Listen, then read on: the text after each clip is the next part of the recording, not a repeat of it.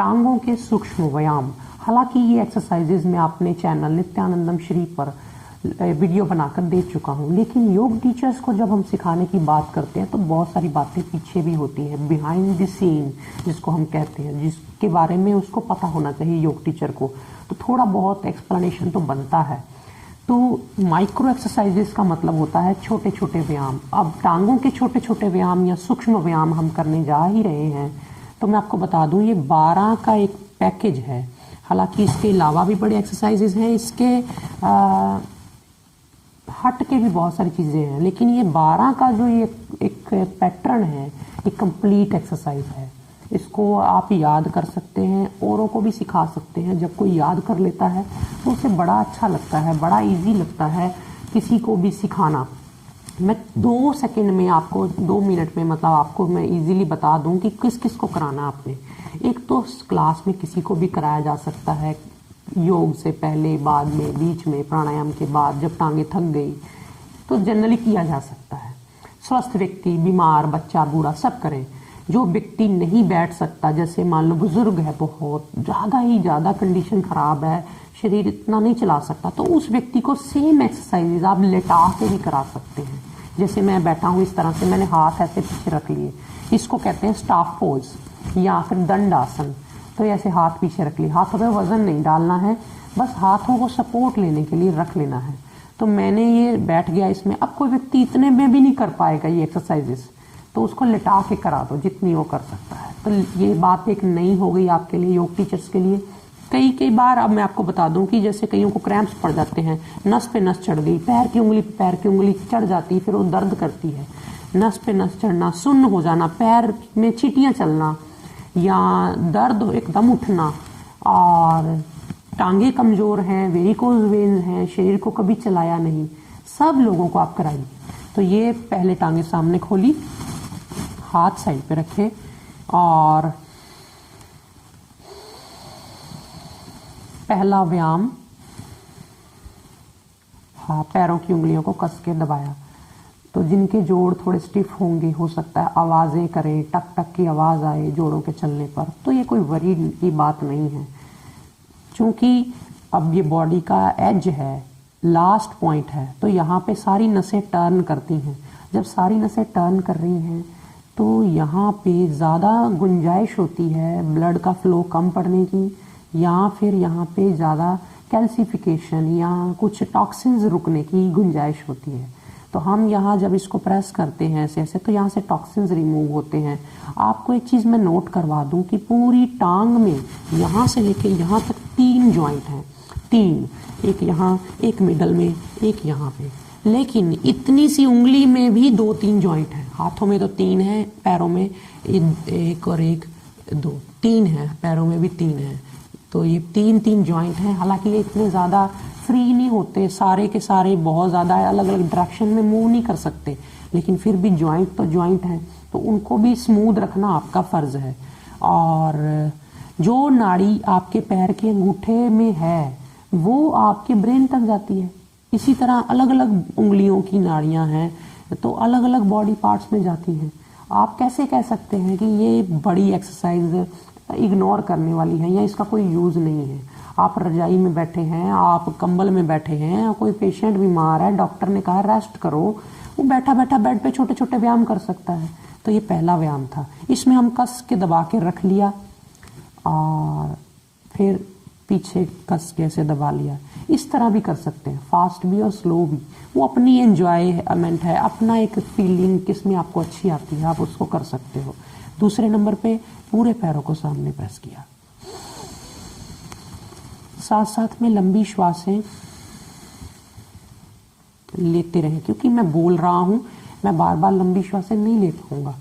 और आप अगर जब करें या करवाएं तो उनको कह सकते हैं कि हल्की हल्की, बहुत जोरदार नहीं, लेकिन हल्की हल्की श्वासें लेते रहें, लंबी लंबी। अब कोई व्यक्ति बिगनर है, उसको सांस ही चढ़ जाती है श्वासें लेकर के, श्वास ही नहीं लिए जाते ज़्यादा, वो थक जाता है अगर उसको आप हर बार सांस लेने को बोलते हो। वैसे तो इतनी डरने वाली बात नहीं है, जब वो करता रहेगा तो वो ठीक रहेगा, लेकिन अगर कोई थक जाता है तो आप कह सकते हैं कि स्टार्टिंग में चाहे ना भी लिए जाए, नॉर्मल ब्रीदिंग के साथ भी किया जा सकता है। तो ये दूसरा एक्सरसाइज हो गया, इसी का सेकंड पार्ट है, लेकिन आप इसको थर्ड एक्सरसाइज नहीं गिनेंगे। सेकंड पार्ट मीन्स इसी का बी पार्ट सेकंड एक्सरसाइज का, कि चलो एक तरह से जैसे आप पहले तो नहीं कराओगे ये, पहले तो आप फर्स्ट पार्ट वाले ही सारे कराओगे 12 की 12 एक्सरसाइज की, लेकिन जैसे आपको कराते हुए हफ्ता 10 दिन या पुराने हो जाएंगे स्टूडेंट्स, तो आपको वो बोलेंगे कुछ चेंज करो, कुछ चेंज करो, वो आपसे ट्विस्ट मांगेंगे, नहीं तो वो सारा कुछ मोनोटोनस होने लग जाएगा, थोड़ा नीरस होने लग जाएगा, बोरिंग होने लग जाएगा, तब आप उनको ये सेकंड पार्ट दीजिएगा। मैं आपको अभी से दे रहा हूँ क्योंकि मेरे को आपको सिखाना है एक ही बार में, तो आप उसमें से फर्स्ट पार्ट पहले ले लेते हैं, थोड़े दिन बाद आप बीच में सेकंड पार्ट इन्वॉल्व कर सकते हैं। होगा क्या उससे कि वो बहुत कुछ डिफरेंट चीज़ें फील करेगा, है तो वही चीज़, लेकिन जब थोड़ा बहुत एंगल बदलता है, थोड़ा बहुत मूवमेंट बदलती है, माइंड को एक सिग्नल जाता है कि कुछ चेंज हुआ है। तो ये 2 एक्सरसाइज हो गई। अब यहाँ पहले जॉइंट हमने ये वाले चलाए, इसके बाद हमने ये वाले जॉइंट को ऐसे स्ट्रेच किया, इसको स्ट्रेच करने के चक्कर में ही हमारी यहाँ से लेके यहाँ तक नस खींची, आप फील करेंगे, और वो फील आगे कराइए सामने करने वाले को, फिर ऐसे खींचा आपने, नीचे से सारी नस खींची, वो फील जब आप कराएंगे सामने वाले को, करने वाला व्यक्ति बहुत ज़्यादा एंगेज्ड हो जाता है। ये हो गया। फिर ये जॉइंट तो सीधा आगे पीछे मूव करते हैं, ये जॉइंट जो है ये दाएं बाएं भी मूव कर सकता है, बड़ी डायरेक्शन में मूव कर सकता है, इसलिए इसको थोड़ी एडवांस एक्सरसाइज देंगे। तीसरा अभ्यास, हालांकि जो मैं बातें आपको बड़ी डीपली जा करके एक्सप्लेन कर रहा हूँ, साथ साथ जरूरी नहीं होता आप सारी चीज़ें रोज़ बोलते फिरें या आप अपनी कक्षा में बोलते ही रहें ये चीज़ें, वो सामने वाला कहेगा इसने पता नहीं क्या रट रखा है, बोलता ही रहता है। आप सामने वाले का टेस्ट देखिए कि वो क्या जानना चाहता है, क्या वो सुनना चाहता है। आप कहेंगे जी उसने तो मुझे बताया ही नहीं, आपको उसकी 2-3 मिनट की बिहेवियर से पता चल जाएगा वो योग को कितना अंडरस्टैंड करता है, उसकी कॉन्शियसनेस कहाँ तक है, वो कितनी डेप्थ तक बात को फील कर सकता है या नहीं कर सकता है, या उसमें शरीर में कहाँ कमी है, उसको कहाँ से पकड़ना है, ये आपने देखना है।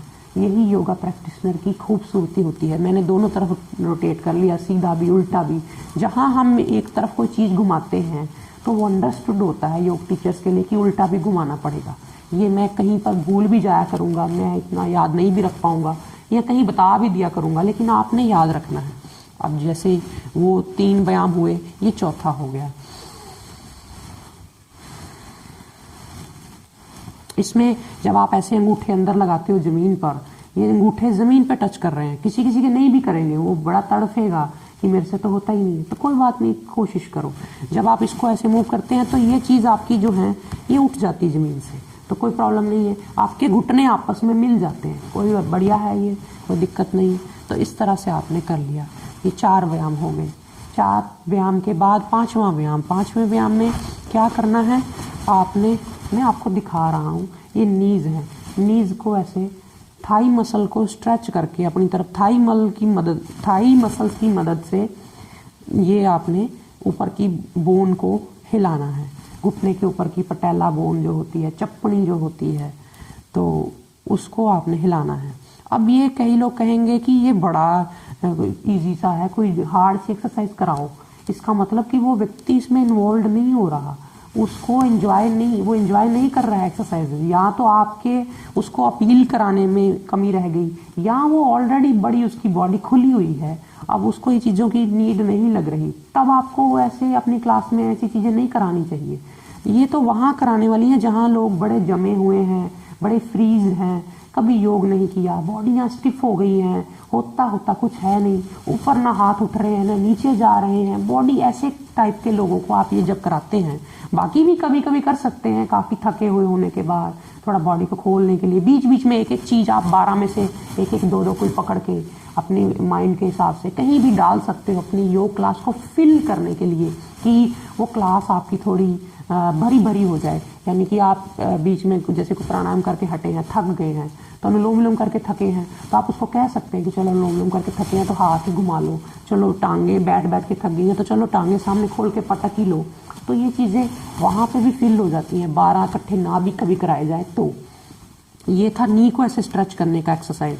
इसका आप थोड़ा सा कभी कभी अपनी क्लास में ये दिया करें रीज़न कि जो आपकी नीज हैं वो आप ऐसे स्ट्रेच करते हो, तो नीज के आसपास के मसल्स जब बार बार ऐसे स्ट्रेच होते हैं, थोड़ा रिलैक्स होते हैं, तो यहाँ पे ब्लड आता है, यहाँ की एक्सरसाइज होती है, तो यहाँ के मसल्स बाउंसी हो जाते हैं, जिन मसल्स ने अपनी पकड़ छोड़नी शुरू कर दी थी, लूज पड़ने शुरू हो गए थे, उनकी इलास्टिसिटी कम हो गई थी जिन मसल्स की, उनके ऊपर जब आप ऐसे ऐसे काम करते हो तो ये दोबारा काम में आने लग जाते हैं। यहाँ से टॉक्सिन्स बाहर निकलने लगते हैं जो इकट्ठा हो रहा है।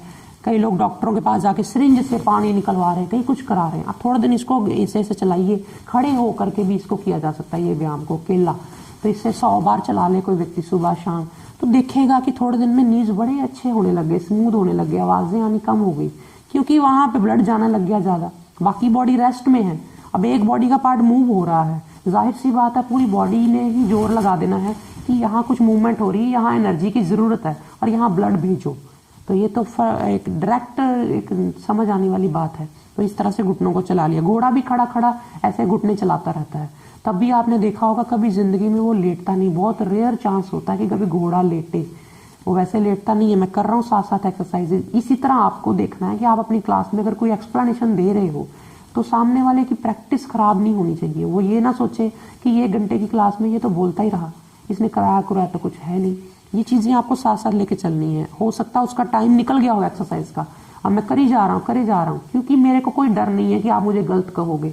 मैं एक ही एक्सरसाइज को करे जा रहा हूँ और साथ में आपको बोल बोल के बताए जा रहा हूँ। लेकिन आपको अपनी क्लास में ये ध्यान रखना है कि अगर उस एक्सरसाइज का टाइम ओवर हो गया है तो आपको नेक्स्ट एक्सरसाइज शुरू करा के फिर साथ में वो स्पीच को कंटिन्यू करना पड़ेगा। ये छोटे छोटे ट्रिक्स हैं जो आपके पास जब आएंगी तो आपको एक हुनर मिलेगा, एक कला मिलेगी। तो ये घोड़े की बात मैं कर रहा था। घोड़ा जिंदगी में कम लेटता, बहुत कभी बीमार हो तो लेटता, अदरवाइज घोड़ा नहीं लेटता, खड़ा खड़ा ही रहता है। और उसमें इतनी ताकत है चलने की, दौड़ने की, वो इसी वजह से कि घुटनों को वो व्यायाम देता रहता है, घुटनों में थकावट नहीं आने देता। खड़ा खड़ा घुटना भी ऐसे चलता रहेगा तो थकावट नहीं आएगी। ये होगी 5th एक्सरसाइज। यहाँ के बाद यहाँ का ज्वाइंट था, हमने इसको चला लिया। अब हम इसको भी, इस ज्वाइंट को भी बीच में इन्वॉल्व करेंगे। कैसे? ये 6th एक्सरसाइज है, छठा व्यायाम। अब कभी पैर सो जाते हैं प्राणायाम करते करते, हम 12 के 12 एक्सरसाइज नहीं कराते, हम सीधा ही टांगे खुलवा करके उनको कहते हैं कि आप टांगे खोलो, आप ही टांगे पटक लो, ताकि जिनके पैर सो गए हैं, सुन्न हो गए हैं, नंबनेस आ गई है, बैठे बैठे सिटिंग इतनी अच्छी मजबूत नहीं है, सिटिंग बड़ी कमजोर है, सिटिंग पावर नहीं है, तो उनको ये हेल्प करता है थोड़ा पैर को चलाने में। फिर आप कहेंगे जी सिटिंग पावर इंप्रूव नहीं, उसका ही कुछ बता दो। जब कोई व्यक्ति प्राणायाम डेली करने लग जाता है, प्राणायाम में भी तो एनर्जी बढ़ रही है और सिटिंग लेनी शुरू कर ही देता है, और थोड़ा थोड़ा जब सो जाए जैसे टांगे खोल के चला लेता है, थोड़े दिन की प्रैक्टिस में अपने आप सिटिंग मजबूत हो जाती है। जिस चीज़ को आप अभ्यास में लाने लगते हैं वो अपने आप हो जाती है। कोई इसमें कोई एक्स्ट्रा आपको अभ्यास करने की या ज़रूरत नहीं है। जब किसी ने कंप्लीट एक्सरसाइज कर ही ली सारी, हेड टू टो, सिर से लेके पाँव तक, तो उसको कोई छोटी छोटी चीज़ों पे अलग से फोकस करने की ज़रूरत नहीं होती, अपने आप बॉडी रिस्पॉन्ड करती है। तो ये छठा व्यायाम हो गया। तो इसको ऐसे ऐसे ऐसे ऐसे भी कर सकते हैं। कई लोग बड़े कंफ्यूज होते हैं, नहीं होता उनसे, तो ऐसे ऐसे करा दिया। एड़ियाँ फिक्स हैं इसमें, कई लोग ऐसे ऐसे मान लेते हैं इसको। हालांकि ऐसे ऐसे भी किया जा सकता है, लेकिन उससे क्या होता है, अगर आप घास पे योग करा रहे हो, जैसे कई बार कई पार्कों में योग चलता है, कई जगह पे ऐसी ओपन जगह पे योग चलता है, तो वो घास पे ऐसे करते हैं तो सामने गड्ढे बना देते हैं, घास खराब कर देते हैं। इसलिए आप वहाँ पे ऐसा ना कराओ। मैट पे अगर आप ऐसे करते हो तो अच्छा है। ये जैसे रगड़ रहा हूँ मैं एड़ियों को, इससे क्या होगा, एड़ियों में हीट बन रही है, हीट बन नहीं रही है, एड़ियों से हीट बाहर निकल रही है। तो एड़ियों से हीट जब बाहर निकलती है ना, तो जिनके मोजे या जुराबों से बदबू आती है उनके लिए ये बहुत अच्छा है रगड़ना। बाकी ये आपको ज़मीन पे करना पड़ेगा या फिर आपको ये अपने मैट पे करना पड़ेगा घर में, नहीं तो हर जगह ये अच्छा नहीं है। बाकी ये तो सबके लिए, ये छठा ही गिना जाएगा सारा का सारा। अब हम करेंगे 7वां व्यायाम। 7वें व्यायाम में क्या करना है, आपको हाथों को ऐसे एक दूसरे में डाल करके, इंटरलॉक कहते हैं इसको, तो ऐसे मूव करना है टांग को।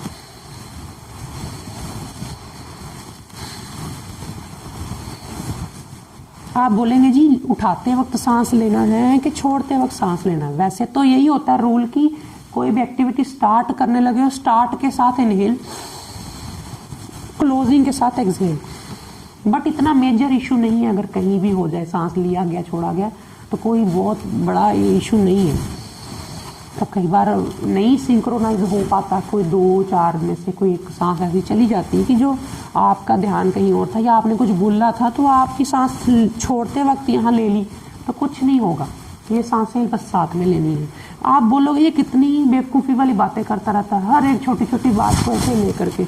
प्लीज़ ये चीज़ें माइंड ना किया करेगा, क्योंकि कई मेरा फ़र्ज़ है मैं बोलूँ, मैं बताऊँ, और एक बार का सुना हुआ सारी ज़िंदगी काम आता है, आपको भी पता है ये चीज़। तो आप जब डेप्थ में सुनने की आदत डाल लोगे, आप जब हर एक चीज़ को सुनने की आदत डाल लोगे, आपको नहीं पता आपका माइंड कितना डेवलप हो जाएगा। आप कुछ समय के बाद 2-3 महीने की या 6 महीने की मेरी ऐसी ट्रेनिंग ले लेते हो, उसके बाद जब आपका माइंड सेट अपने आप ही वैसा बन गया, आपको फिर किसी ट्रेनिंग की ज़रूरत नहीं है। आप खुद ही बुक में कहीं पे आप हिंट लेकर के भी चीज़ को डिज़ाइन कर लोगे। तो ये थी 7th एक्सरसाइज, दोनों टांगों से मैंने की। इसको रिवर्स भी कर देते हैं कई लोग, कि जैसे पहले उठा के हमने नीचे रगड़ा था, फिर हमने नीचे रगड़ के लाए और उठा के रख दिया, फिर अगेन वही आ गई ना बात की ये ट्विस्ट हो गया। थोड़े दिन के बाद भी ऐसे करा सकते हो, या कोई व्यक्ति को ज़्यादा उसी एक्सरसाइज में रखना है, अब उसके पास कोई और ऑप्शन नहीं है, तो उस कंडीशन में भी आप ऐसे इधर लाओ, अब उल्टा लाओ, ताकि वो 10 बार इकट्ठा नहीं करेगा। उसको ये कह दो कि 5 बार सीधा ला, 5 बार उल्टा ला, पहुंच गया वहीं पे। तो कुल मिलाकर के उसके माइंड को आपने ऐसे अपने पास पकड़ लिया कि वो छोटी छोटी चीज़ों को तोड़ के एक्सरसाइज को जोड़ेगा, जब तो देखेगा तो उतनी एक्सरसाइज हो गई। तो ये तरीका होता है। 7 एक्सरसाइज हो गई, इसको इकट्ठा जोड़ के भी कर सकते हैं। जो बड़े जवान हैं, या कह सकते हो आपकी उनकी बॉडी अलाउ करती है, या इतना शरीर कमज़ोर नहीं है और करते हुए बहुत टाइम हो गया, बीच में किसी दिन आप ऐसे भी कर सकते हैं, क्या फ़र्क पड़ता है। हिप जॉइंट, जिनके टेल बोन दर्द करते हैं, उनको इकट्ठी टांगों से न कराओ, और जिनकी टेल बोन में पेन रहता है उनको ये एक्सरसाइज तो करा सकते हैं, लेकिन उनको बोलो बैठने से पहले नीचे थोड़ा तकिया रख लो पतला सा। ये ज़रूरी चीज़ें होती हैं, छोटी छोटी बातें हैं, लेकिन ये बड़ा अपना रोल रखती हैं इन योगिक प्रैक्टिसेस में। और योग टीचर्स के लिए तो ये काफ़ी इंपॉर्टेंट है, क्योंकि वो आपके पास आने वाला व्यक्ति कहीं से भी आ सकता है, कोई भी आ सकता है, और वो आके आपको कोई भी प्रॉब्लम आपके आगे रख सकता है। तो आपके पास सोल्यूशन पहले से होनी चाहिए, यानी कि जो प्रॉब्लम सामने वाले के पेट में अभी पैदा भी नहीं हुई, उसका सोल्यूशन आपके पेट में होना चाहिए। ये बात हमारे गुरुजनों ने पहले से हमें सिखाई। ये हो गई हमारे पास 7 एक्सरसाइज, 7वें का बी पार्ट था ये। तो 8वीं एक्सरसाइज कैसी है, टांग को ऐसे देखो, मैं थोड़ा आगे इस तरफ आ रहा हूँ ताकि आपको पता चल जाए। तो टांग पे ऐसे मैंने दूसरी टांग ऐसे रख दी, इधर से इसको पकड़ लिया और इधर से घुटने के नीचे हाथ रख लिया, सांस भर के मैंने छाती के साथ लगा लिया, सांस छोड़ के नीचे लगा लिया। इसमें अब हिप जॉइंट ही मूव कर रहा है। कई लोगों को यहाँ की नसें भी खिंचती हुई महसूस होती हैं, लेकिन जिसकी नसें खुल गई हैं उसको और तो कुछ फील नहीं होगा, लेकिन उसको यहाँ पे हिप जॉइंट पे बड़ा स्ट्रेच फील होगा, वो मूव होता रहेगा। हिप जॉइंट अगर चलता रहा तो समझ लो कि आपको थकावट नहीं लगेगी, नींद सी नहीं आती रहेगी, क्योंकि सारी एनर्जी मूलाधार चक्र में है। मूलाधार चक्र जब चल जाता है तो सहस्रार तक आपकी बॉडी को एनर्जाइज करता है। तो ये है। अब आप देख रहे होंगे कि मैं जब कोई भी चीज़ करा रहा हूँ, मैं बीच में स्पिरिचुअल एस्पेक्ट भी लेता हूँ उसका, मैं उसका सोशल एस्पेक्ट भी लेता हूँ, मैं उसका फिजिकल एस्पेक्ट भी लेता हूँ। मतलब मैं आपको अलग अलग आयामों से, अलग अलग ढंग से वो एक्सरसाइज एक्सप्लेन करने की कोशिश करता हूँ, वो चीज़ को रस भरने की कोशिश करता हूँ। ऐसे ही आपने करना है कि जब कोई चीज़ कराने लगे हैं तो आप जहाँ से मर्जी उठा लो, आपका ब्रेन कंफ्यूज ना हो, आप कंफ्यूज ना हो। दूसरी टांग सेम थिंग। अब कोई व्यक्ति जैसे इसको कर रहा था, उसमें इसके नाक भी लगा सकता है, जस्ट कि हमने बॉडी के अलग अलग पार्ट को ना इन्वॉल्व करना होता है, क्योंकि माइंड बड़ा चालाक है, माइंड भाग जाता है। माइंड को चाहिए कि तुम लगो काम पे, मैं जाता हूँ। तो माइंड को हमने एस्केप नहीं करने देना, माइंड को भागने नहीं देना। इसलिए हम छोटे छोटी वेरिएशन करते हैं, छोटी छोटी चीज़ों को अटैच करते हैं उसमें। ब्रीदिंग हो गई जी, साथ में यहाँ ब्रीदिंग लो, यहाँ छोड़ो। वैसे तो कोई प्रॉब्लम नहीं है, जहाँ मर्जी मैं चाहे इधर सांस छोड़ दूँ, इधर ले लूँ, लेकिन हम क्या कहते हैं, सांस लो। जब तक सांस पूरी फिल होगी ये लिफ्ट हो जाएगा। लिफ्ट करने में एनर्जी लगती है और छोड़ने में एनर्जी नहीं लगती, इसलिए सांस छोड़ दिया। होगा क्या, इस इतने सारे काम में माइंड को एक खुराक मिलेगी, माइंड ट्रेंड होगा। लेफ्ट राइट कराते हैं ना आर्मी में, जस्ट टू ट्रेन देम, कि उनको एक डिसिप्लिन मिले। ऐसे ही इसको ब्रेन को डिसिप्लिन मिलता है जब हम छोटी छोटी ये चीज़ें कराते हैं। ये चीज़ आपको पता भी होनी चाहिए, और कोई रीज़न पूछ ले तो आप उसको बताओ भी। ये हो गया आपका 8वां व्यायाम। 8वें का बी पार्ट में करा दूँ आपको, शुरू में चाहे ना कराओ, लेकिन जब आप देखोगे क्लास में थोड़ा बोरिंग सा हो रहा है तो आप बी पार्ट वाले एक्सरसाइजेस को बीच में इन्वॉल्व कर सकते हो। इससे ये ध्यान रख लेना, क्योंकि जब मैं आपको बात करता हूँ 12 एक्सरसाइज की, तो आप 10-10 बार भी करेंगे तो ये 6-7 मिनट ले जाएगी। और अगर आप स्लो हो करने में, आपको पूरा नहीं पता चलता, आप किसी चीज़ को 10 बार कर देते हो, किसी को 15 भी कर देते हो, कोई 18 भी हो जाती है, कोई 9 भी हो जाती है। अगर ऐसी पैटर्न से चलोगे तो ये 10-12 मिनट लगा देगी। तो ये देख लेना कि आपकी क्लास में 12 मिनट के एक्सरसाइज करने के लिए सभी तैयार हैं। क्योंकि कई बार क्या होता है 12-15 मिनट इसको लगा दिए, 12-15 मिनट हाथों के व्यायामों को लगा दिए, आधा घंटा तो आपको इसी में निकल जाता है। फिर आसन कब करना और प्राणायाम कब करना, तो ये आपको पता होना चाहिए कि कब क्या करना है, कितनी डोज में करना है, कितने दिन बिगनर्स को यही एक्सरसाइज करानी है, उसके बाद कितने दिन बाद हमने फिर उनको आसनों में शिफ्ट करना है। ये सारी चीज़ें आपको समय के साथ आएंगी। समय से पहले कुछ नहीं आता, समय से भाग्य से ज़्यादा भी कुछ नहीं आता। तो ये समय आप जिस पे इन्वेस्ट करते हो वो आपका भाग्य बन जाता है। ये हो गया 8वें व्यायाम का बी पार्ट। दूसरी टांग से भी सेम हो जाएगा। 9वें नंबर पे क्या होता है, फिर से मैं अपनी जगह पे आता हूँ। टांगें सीधी हैं,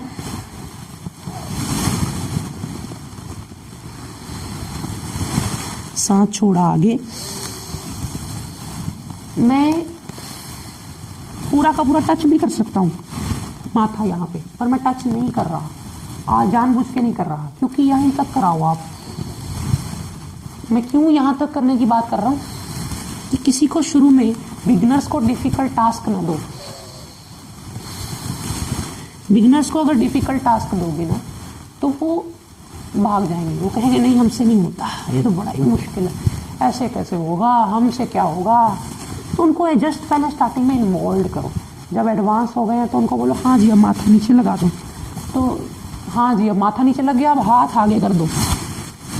तो ये चीज़ें वो अपने आप करते रहेंगे, इसमें कोई डर नहीं है। लेकिन जिनको बैक एक है उनको आगे ना झुकाओ, उनको कहो कि पीछे जाओ और यहाँ तक रहो और पैर अपनी तरफ लाओ, पैर ले आओ अपनी तरफ। ये छोटी छोटी चेंजेस हैं ना, तो वो उसको उस एक्सरसाइज से बाहर निकालना है, नहीं तो वो यही फील करता रहेगा बाकी सब करी जा रहे हैं, मेरा तो कुछ होता है नहीं, बैक पेन वाला हूँ मैं। तो उसको आप एक ऑप्शन दे दो कि तू ऐसे कर ले, तू ये कर ले, तू अगला कर ले। चल तेरे को ये बिल्कुल कंफर्टेबल नहीं लगता, तू 9वां छोड़ता, तू 10वें को ज़्यादा कर ले, तू 11वां कर ले, तू ये पिछला ही कर ले, तू चल ये गर्दन का कर ले। उस चीज़ों को थोड़ा साथ में लेके चलना पड़ेगा, तभी आप क्लास में एक आप सबको बराबर फीड कर पाओगे। तो ये हो गई आपकी 9वीं एक्सरसाइज। 9वीं एक्सरसाइज को याद रखने के लिए देख लो कि ये मैं ऐसे खड़ा हूँ, ऐसे मैंने हाथ किए हैं, तो ये घड़ी के ऊपर जैसे जब 9 बजते हैं तो होता क्या है, एक सुई इधर एक सुई ऊपर, तो ऐसे ही 9 बज गए हैं। तो इसको याद रखने के लिए बता रहा हूँ कि ये चीज़ें आपको खुद ही अपने आप हिंट ले लेने हैं कि कौन सी एक्सरसाइज कौन से नंबर पे है। तो वो 9th एक्सरसाइज हो गई। अब कोई व्यक्ति पूछेगा जी मैं पहले करा दूँ ये बाद में 10वीं करा दूँ, 10वीं पहले करा दूँ बाद में वो करा दूँ, फर्क कुछ नहीं पड़ेगा ज़्यादा। लेकिन बात यह है कि फिर आपको नेक्स्ट डे कौन रिकॉल कराएगा कि कौन सी एक्सरसाइज कर ली कौन सी छोड़ दी है। महीने बाद कौन रिकॉल कराएगा कि कौन सी एक्सरसाइज कर ली कौन सी छोड़ दी है।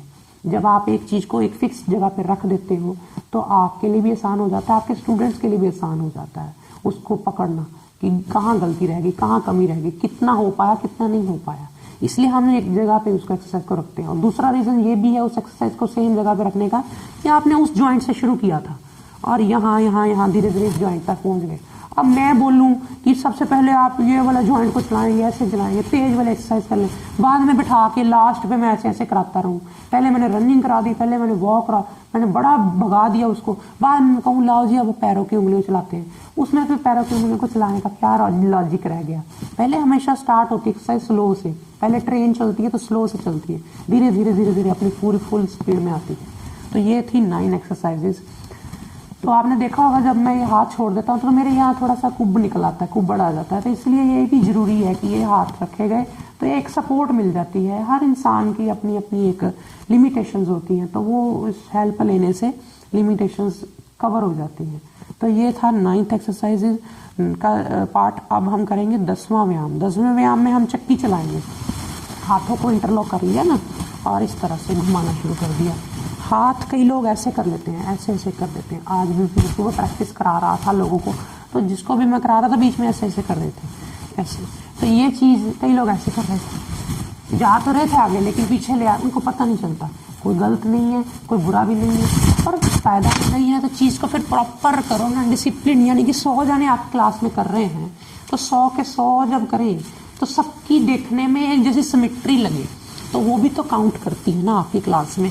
तो इसलिए ये हाथ सीधे रखे, आगे गए, पीछे आए, एट लीस्ट ज़्यादा पीछे मैं नहीं कहता चले जाओ, लेकिन एट लीस्ट इतने पीछे आ जाओ कि आपके नीज जो है ना, हाथ यहाँ तक तो पहुँच ही जाए सकते, नीज तक। तो पीछे गए। अब ये एक्सरसाइज हो गई चक्की चालन। इसको याद रख लो कि दोनों टांगों को मिला के बना दिया 1, 2 का बन गया 1 और 0 बना दी हाथ से, तो ये 10वां व्यायाम है। 1 और 0 बन गए 10, ये 10वां व्यायाम है चक्की चालन का। तो जो 10 नंबरी होते हैं वो चक्की चलाते हैं, तो ये भी याद रखने की बात है। 10 नंबर पे एक्सरसाइज है चक्की चालन, इसको ग्राइंडिंग बोलते हैं इंग्लिश में। अब आपने देखना है कि आप इंग्लिश हिंदी के नाम खुद ही आप सीख लिया करो, बुक्स पढ़ के या ऐसी चीज़ें करके। हो सकता है मैं कई चीज़ों के नाम बताता हूँ, कईयों के नहीं। अब जो पुरानी कितनी एक्सरसाइज मैंने कराई है, अब बोलोगे उसका क्या नाम था, इसका क्या नाम था, ये तो सारी माइक्रो एक्सरसाइजेज ही है ना, नाम इसका क्या रखोगे। आप कह सकते हो कि लेग स्ट्रेच करना, फीट स्ट्रेच करना, forward bend stretching of feet, backward stretching of feet. नाम तो अंडरस्टैंड करने की बात है, आप खुद भी डिज़ाइन कर सकते हो। आप कह सकते हो इस तरह से कि नीज को ऊपर से मूवमेंट, नीज की मूवमेंट हो गई है। तो नाम कोई इस तरह नहीं है, इनके सूक्ष्म व्यायाम हम कहते हैं इनको। बीच में किसी किसी चीज़ का नाम होता है तो मैं आपको बता देता हूँ। जैसे मैंने 9th एक्सरसाइज कराई थी, तो अगर इसको प्रॉपर मेथड से करोगे तो ये पश्चिमोत्तानासन है। तो पश्चिमोत्तानासन, हम आसन तो कर नहीं रहे, आसन का मतलब होता है उसमें रुकना, हम रुक तो रहे नहीं है, इसलिए हम उसको आसन नहीं गिनते, हम उसको कहते हैं कि ये मूवमेंट है, जस्ट एक बॉडी की मूवमेंट है। तो ये था हमारा 10वां व्यायाम चक्की चालन का। इसमें एक चीज़ और मैं क्लियर कर दूं कि 10वें चक्की चालन के अभ्यास में हम ऐसे ऐसे क्यों नहीं करते। इससे भी तो एक्सरसाइज हो रही है ना, कहीं कर रहे होते हैं। गार्डन्स में मैं पहले जाया करता था, अब तो टाइम नहीं लगता, लेकिन पहले मैं गार्डन्स में जब जाके देखता था, सैर करता था, तो मैं देखता था लोग अपना ही एक्सरसाइज बना के बैठे होते हैं। आपको भी ऐसे लोग मिलेंगे, हालांकि उनको ज़्यादा टोकना नहीं होता, अपने जो कर रहे हैं वो आपको गलत समझते हैं कि ये पता नहीं क्यों मेरे पास आके मुझे टोक रहा है, तेरे से तो ज़्यादा मैं जानता हूँ, मेरे को 16 साल हो गए योग करते हुए, तू तो 16 साल का है, ऐसे कह देंगे आपको लोग। तो इसलिए आप ज़्यादा भी ना टोकें किसी को, लेकिन कोई आपको पूछ ही ले तो फिर आप बताइए उसको कि हम इसलिए ऐसे ऐसे नहीं करवाते क्योंकि इससे स्पाइन को जर्क लगता है, आगे पीछे का जर्क लगता है, तो स्पाइन दर्द रहनी शुरू हो जाएगी। आप नहीं, अगर फेथ है आपको तो आप 15 दिन करा के देख लो, हो जाएगी। अब जब ऐसे करते हैं थोड़ा सा राउंड बना के, इससे ना एक स्मूथ सी मूवमेंट चलती है और वो स्पाइन पे जर्क नहीं आता और एक स्पाइन को घूमने के लिए एंगल मिल जाता है। अपने एक्सिस पे घूमती है ना स्पाइन, तो उसको एंगल जब मिल जाता है तो वो शिफ्ट कर लेती है अपना वजन, अपना एक जगह पे वजन नहीं पड़ता। अब जो लोग थोड़ा बहुत फिजिक्स जानते होंगे वो इस एंगल को समझ जाएंगे कि एंगल क्यों लेते हैं हम, गोल वाला थोड़ा सा, और बहुत गोल भी नहीं लेना, ऐसे भी करने लग जाते हैं कहीं, ये गलत है। कई लोगों को मैंने देखा ऐसे कर रहे हैं। आप किसी चीज़ को पकड़ करके उसको हम कितना खींच सकते हैं, वो हम पे डिपेंड करता है कि हम उसको कितना बेटर कर सकते हैं, कितना हम उसको वर्स्ट कर सकते हैं। इसलिए इन चीज़ों का कोई जवाब नहीं है। ऐसे व्यक्तियों से आप बच के रहो, उनसे आप जीत नहीं सकते। वो आपको यही कहेंगे कि तुम्हारा गलत है, मेरा सही है। तो ये चीज़ें तो आपको हमेशा ही फेस करनी पड़ेंगी। बस आप अपनी लकीर पे चलते जाओ चुपचाप, जो उसने आपको फॉलो करना होगा कर लेगा, जिसने नहीं करना है तो वो फिर किसी और को कर लेगा। तो ये आपका हो गया 10 व्यायाम हो गए। 10वें के बाद हम करेंगे, 10वें व्यायाम में भी ये चक्की चालन बैक एक वालों को थोड़ा कम ही कराते हैं। देख लेना उनको करने के बाद पेन बढ़ती तो नहीं, या इसको कराने के बाद लाइट करा दिया, बाद में उसको बोलो कि 10-15 मिनट मर्कटासन कर। तो ये 10 व्यायाम हो गए। 11वें नंबर पे हम दोनों टांगे खोल देंगे। दोनों टांगे जितनी मैक्सिमम, मेरी मैक्सिमम और इतनी खुल सकती है तो मैंने खोल लिया। अब मैं क्या करूँगा, अब मैं करूँगा